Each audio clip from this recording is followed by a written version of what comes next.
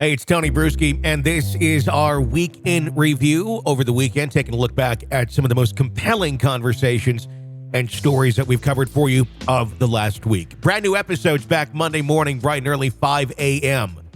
here on the podcast.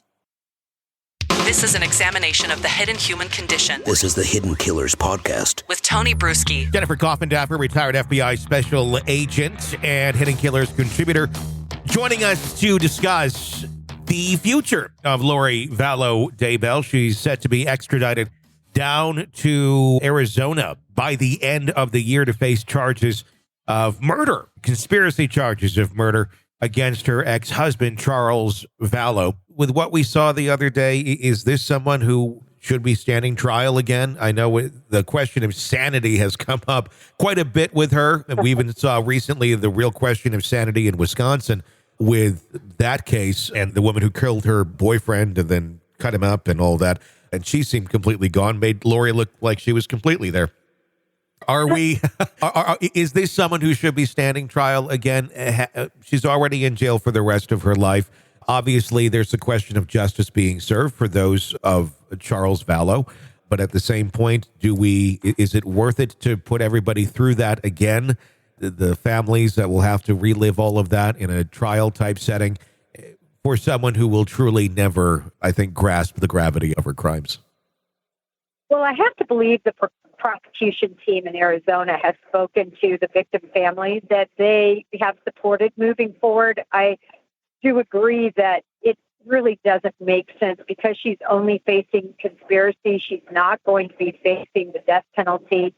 So really, it would be, if she's convicted, just another possible life sentence. Yeah. And how many lives can, be sentenced to? So from a practical standpoint, it makes no sense. But from a emotional standpoint, it does make some sense to me. Sure. That family wants to see her convicted of that murder as well. Yeah, and they have every right to see that. I want to get your take on another thing that we saw at the trial the other day. That would be the attorney's statement, her attorney's statement, right before she gave her own statement. I don't really know what happened there. It was very bizarre to me. I know he's there to vigorously defend his client, which I think can be argued that they didn't necessarily do in the trial phase of this, where they just kind of threw in the towel. But now at the very end, coming back with very audacious statements that Lori is all about love when it comes down to it, and that she was a great mother, and that the Lori that we see on TV is very different than who she really is, and people who truly know her, she know that she's about love. Was he trying to get invited in for a conjugal visit with Lori at some point, or what the heck was that?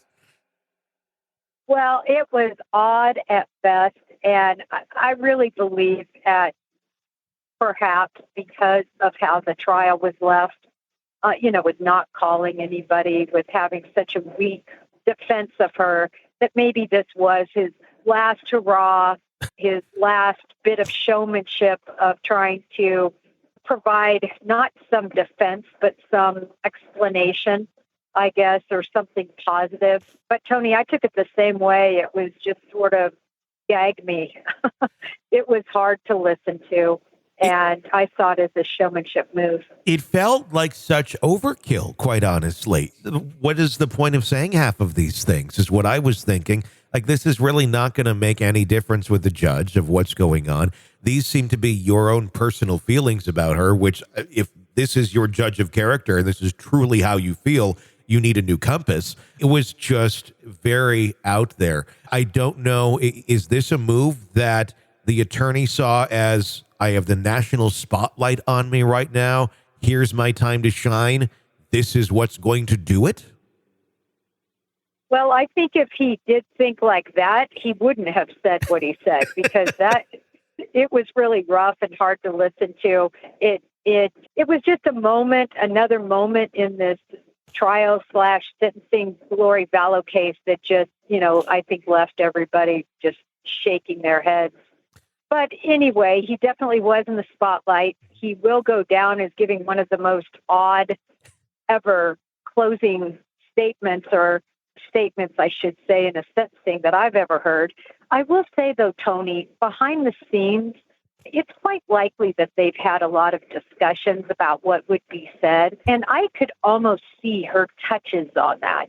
Yeah. You know, that's how she wanted to be portrayed. And that perhaps she even asked him if he could give such a speech, if you will. So I kind of saw her touches on that.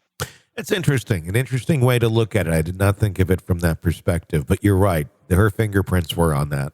This is an examination of the hidden human condition. This is the Hidden Killers Podcast The Hidden Killers Podcast. with Tony Brueski.